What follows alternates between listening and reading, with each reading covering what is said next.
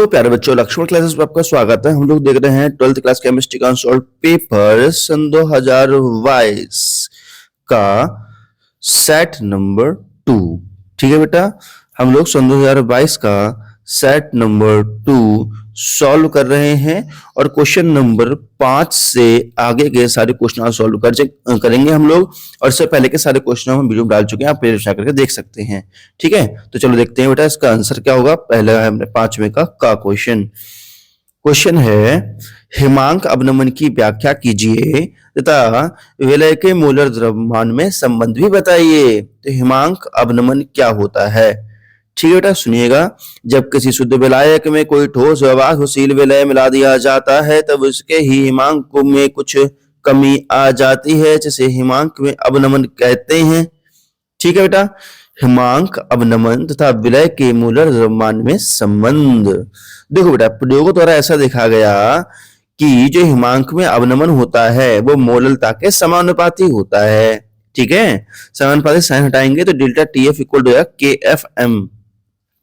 ठीक बेटा, और हम जानते हैं m इक्वल टू क्या होता है, m2 बटे W2 W1। ठीक है, W2 बटे M2 इंटू W1, ये वैल्यू यहाँ पुट कर दी। ठीक है, तो ये हमारा ये आ गया संबंध। ठीक बेटा, चलो हम अगला देखते हैं खा वाला क्वेश्चन है प्रथम कोटि की अभिक्रिया के वेग स्थिरांक के लिए इकाई तथा व्यंजक बताओ। ठीक है बेटा, तो प्रथम कोटि अभिक्रिया के लिए जो प्रथम कोटि अभिक्रिया के वेग स्थिरांक की इकाई जो होती है बेटा, देखो बेटा nth कोटि अभिक्रिया के लिए वेग स्थिरांक की इकाई होती है ये। ठीक है, प्रथम कोटि की भी बात करेंगे तो n इक्वल टू 1 रख देंगे, हमारा आंसर आ जाएगा। तो हमने n इक्वल टू 1 रख दिया, हमारा आंसर आ गया S इनवर्स। ठीक है, चलो देखते हैं प्रथम कोटि अभिक्रिया के वेग स्थिरांक का व्यंजक क्या होगा। माना प्रथम कोटि अभिक्रिया, माना एक प्रथम कोटि की अभिक्रिया इस प्रकार है बेटा, ये प्रथम कोटि अभिक्रिया है। ठीक है, तो रेट द्रव्यमान क्रिया के नियम से रेट इक्वल टू किसके होगा बेटा, के और आर की पावर 1। ठीक है, तो ये हो जाएगा, इतना हो जाएगा। ठीक, और इसको हम स्टेज लेंगे और हम इसको इंटीग्रेशन करेंगे, इंटीग्रेशन करके सॉल्व कर रहे हैं बेटा। देखो तो हमारा ये आंसर आ गया, इतना आ जाएगा ये आंसर। ठीक है, ये प्रथम कोटि अभिक्रिया का समाकलित वेग समीकरण होता है। ठीक, अब हम देखते हैं अगला जो क्वेश्चन है अंतः संक्रमण तत्वों का सामान्य इलेक्ट्रॉनिक विन्यास एवं 3 अभिलक्षण गुणों की व्याख्या कीजिए। ठीक है, तो बेटा देखते हैं। देखो, जनरल इलेक्ट्रॉनिक कॉन्फ़िगरेशन और इनर ट्रांजिशन एलिमेंट, मतलब सामान्य इलेक्ट्रॉनिक विन्यास आंतरिक संक्रमण तत्वों का क्या होता है, ये होता है n-2 f1 से 14 n-1 d0 से 1 ns2। ठीक है बेटा, 4f की बात करें, 4f सीरीज का क्या होता है, तो 4f जो होता है 6 फीट में रखा गया तो सकते हैं 6 - 2 ये आ जाएगा हमारा। ठीक है, या ये हो जाएगा 4f1 से 14 ये आ जाएगा। ठीक है, घटा के यहाँ लिख देंगे। तो 5f सीरीज की बात करें तो आ जाएगा बेटा 5f1 से 14 0 से 1 और यहाँ पे 7s2। ठीक, हम बात करते हैं अंतः संक्रमण तत्वों के 3 अभिलक्षण गुणों के बारे में। तो पहला तो गुण यही होता है कि अंतः संक्रमण तत्वों में अनपेयर्ड इलेक्ट्रॉन पाए जाते हैं, इसलिए ये रंगीन होते हैं। ठीक है, नेक्स्ट है ये तत्व वेरिएबल ऑक्सीडेशन स्टेट शो करते हैं। ठीक, नेक्स्ट क्वेश्चन है ये कैटलिस्ट के रूप में यूज होते हैं। ठीक है बेटा, चलो अगला देखते हैं। अगला जो क्वेश्चन है उपसंयोजन यौगिक के संदर्भ में क्रिस्टल क्षेत्र सिद्धांत को समझाइए।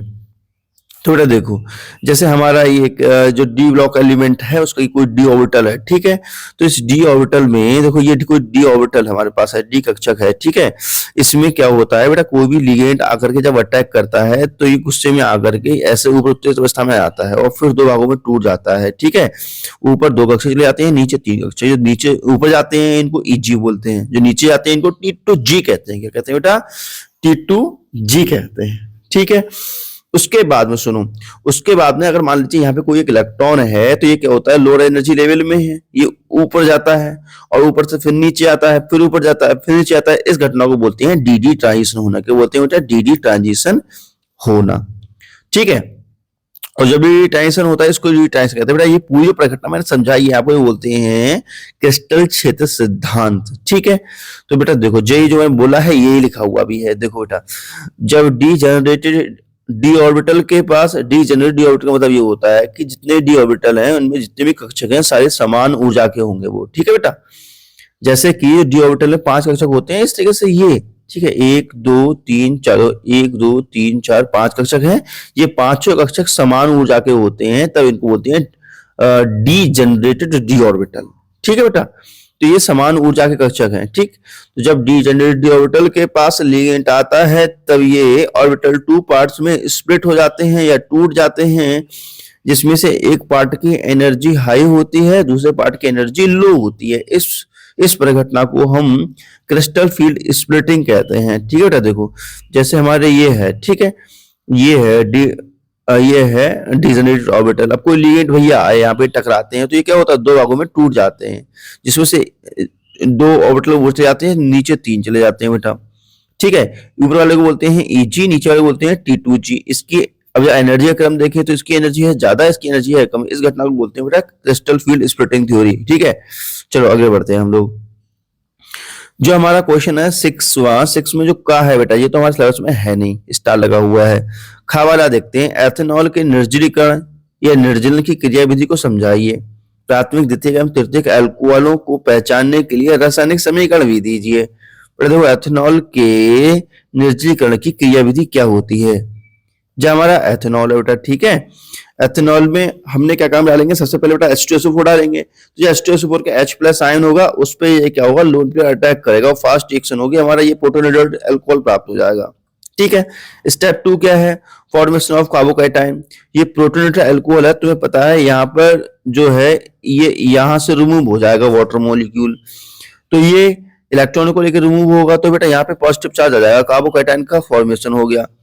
अब ये कार्बोकैटायन है, कार्बोकैटायन जो होता है बेटा, कार्बोकैटायन देखो ये कार्बोकैटायन हमारा बना हुआ था। ठीक है, ये हमारा कार्बोकैटायन है, तो कार्बोकैटायन की इलेक्ट्रॉन की जरूरत होती है, तो यहाँ से ये इलेक्ट्रॉन छीन लेता है, यहाँ से H+ आयन रिमूव कर देता है, एथीन का फॉर्मेशन होता है, ये H+ आयन निकल जाता है। ठीक है, ये इसकी मैकेनिज्म हो गई। अब हम देखते हैं प्राथमिक, द्वितीयक एवं तृतीयक अल्कोहलों की पहचान करने के लिए रासायनिक समीकरण। देखो बेटा, ये प्राथमिक अल्कोहल है, कॉपर डालिएगा इसमें, 573 केल्विन में गर्म कीजिएगा, H2 निकल जाएगा, एल्डिहाइड प्राप्त होगा। ठीक है, इसको हम ऑक्सीडेशन बोलते हैं, एथिल अल्कोहल का ऑक्सीडेशन। ठीक है, ये हम कह सकते हैं ऑक्सीडेशन ऑफ अल्कोहल। ठीक है, तो oxidation of primary alcohol, secondary alcohol, tertiary alcohol, ऐसे भी समझ सकते हैं। तो बेटा प्राइमरी अल्कोहल का ऑक्सीडेशन करते हैं, हाइड्रोजन का रिमूवल ऑक्सीडेशन कराता है, प्राइमरी अल्कोहल का ऑक्सीडेशन करेंगे तो एल्डिहाइड प्राप्त होगा, सेकेंडरी का करते हैं तो कीटोन प्राप्त होता है, टर्सरी का करते हैं तो हमारे लिए कोई भी रिएक्शन प्राप्त नहीं होती है। ठीक है, चलो अब देखते हैं फिनॉल की अम्लीय प्रकृति को स्पष्ट कीजिए। फिनॉल की अम्लीय प्रकृति को स्पष्ट कीजिए। फिनॉल से निम्नलिखित को बनाने का रासायनिक समीकरण भी लिखिएगा, जैसे पिक्रिक अम्ल है, ठीक है, क्यूनॉन है, इसके रासायनिक समीकरण भी देने हैं। ठीक बेटा, तो फिनॉल अम्लीय नेचर का होता है, ऐसा क्यों, ये हमें समझाना है। तो बेटा मैं आपको बताऊं दो, फिनॉल अम्लीय नेचर का होता है क्यों। ठीक है, तो मैं आपको पढ़ के दिखाता हूं बेटा, देखो यहाँ ध्यान सुनेंगे। फिनॉल में OH ग्रुप के ऑक्सीजन पर लोन पेयर होते हैं। जब बेंजीन रिंग में ये आ जाते हैं तो बेंजीन रिंग में प्लस एम इफेक्ट स्टार्ट हो जाता है। प्लस एम का मतलब होता है रेजोनेंस स्टार्ट हो जाता है, जिससे ऑक्सीजन को इलेक्ट्रॉन की जरूरत होती है। ठीक है बेटा, इसीलिए हाइड्रोजन का इलेक्ट्रॉन ऑक्सीजन की ओर खिंच जाता है, जिससे क्या होता है बेटा, जिससे फिनॉल तेजी से H+ आयन का त्याग करता है, इसलिए ये एसिडिक नेचर के होते हैं। ध्यान समझेंगे, देखो ये हमारे फिनॉल भैया हैं, ये कौन है बेटा, फिनॉल भैया हैं। ठीक है, ये है बेंजीन रिंग के ऊपर OH लगा हुआ है। ठीक है बेटा, अब ध्यान समझना, ये है इसके लोन पेयर। ठीक है, अब क्या होता है, ये वाला यहां आता है, ठीक, यहाँ डबल बॉन्ड आ जाएगा, फिर ये यहाँ आता है, तो ऐसे ही बेंजीन में क्या होता है, प्लस एम इफेक्ट स्टार्ट हो जाता है, मतलब रेजोनेंस स्टार्ट हो जाता है, जिससे कारण क्या होता है कि यहाँ पर जो हमारा फिनॉल जो है ना, यहाँ पे डबल बॉन्ड O+ आ जाता है, यहाँ पे H आ जाता है। अब तुम्हें पता है ऑक्सीजन जो है इसके लिए इलेक्ट्रॉन की है जरूरत, ये साझे के इलेक्ट्रॉन जो है ये वाले इलेक्ट्रॉन खींच लेता है अपनी तरफ और H+ आयन को रिमूव कर देता है, इसलिए एसिडिक नेचर का होता है। ठीक है बेटा, तो ये सब कहानी लिखी हुई है।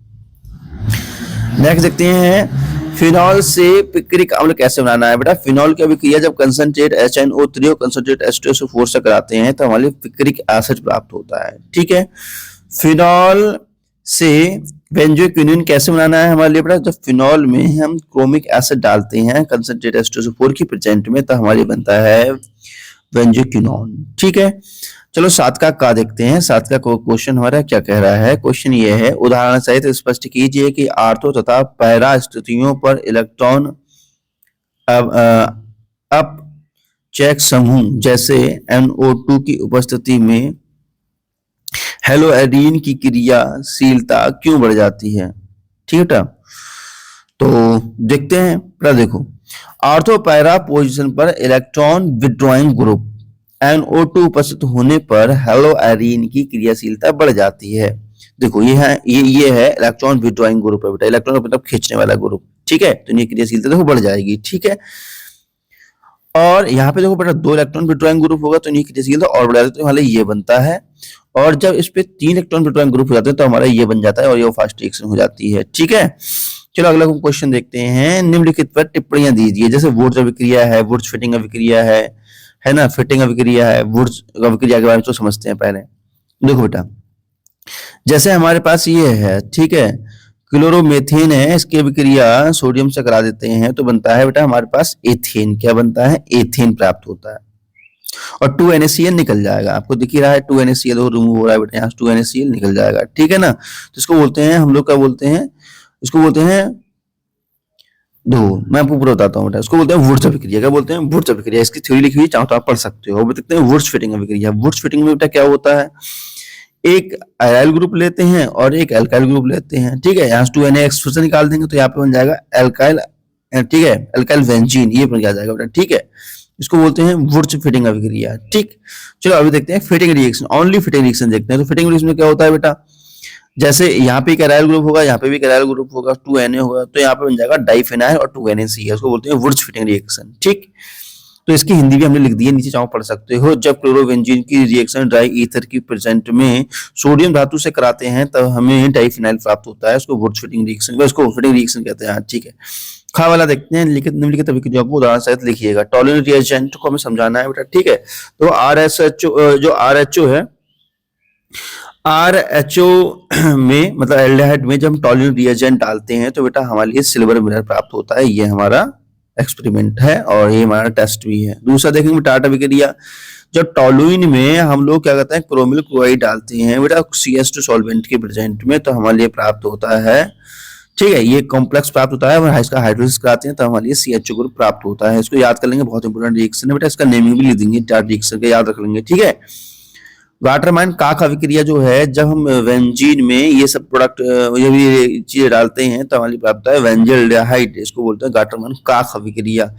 स्टीफन रिएक्शन देखते हैं, ये भी इंपोर्टेंट है बेटा। देखो, जब नाइट्राइल या इसको बोल सकते हैं अल्काइल साइनाइड में SN2HCl डालते हैं, स्टेप फर्स्ट में बेटा हमारे ये प्राप्त होता है अमाइन साल्ट प्राप्त होता है। उसका इसका हाइड्रोलिसिस कराते हैं तो हमारे लिए RCHO NH3 प्राप्त हो जाता है। रोजन-मुंड अभिक्रिया बेटा, रोजन-मुंड अभिक्रिया में क्या होता है, इसका हम ऑक्सीडेशन कराते हैं, इसकी उपस्थिति में कराते हैं बेटा, तो हमारे क्या प्राप्त होगा, यहाँ पे एल्डिहाइड प्राप्त हो जाएगा। ठीक है, अगला हम देखते हैं अच्छा वाला क्वेश्चन। निम्नलिखित को आप कैसे प्राप्त करोगे। टॉलुइन से वेंजल्डिहाइड, हमारे पास टॉलुइन है, इसकी हम CH2 सॉल्वेंट की रिएक्शन में की प्रेजेंट में रिएक्शन कराते हैं तो हमारे लिए प्राप्त होता है बेटा ये। अभी देखो, अभी हम थोड़े पहले करा भी था टॉलुइन से वेंजल्डिहाइड। ठीक है, ठीक है, अब हम देखते हैं बेटा वेंजाइल क्लोराइड से वेंजल्डिहाइड।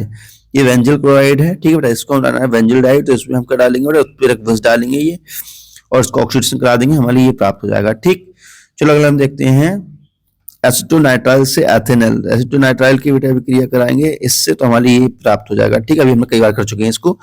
फिनॉल मेथाइल कीटोन से बेंजोइक एसिड, तो ये है बेटा, इससे हम बेंजोइक एसिड प्राप्त करेंगे। एसिटिक KMnO4 डालेंगे तो हमारी ये चीज प्राप्त हो जाती है। ठीक, चलो अगले बढ़ते हैं हम लोग।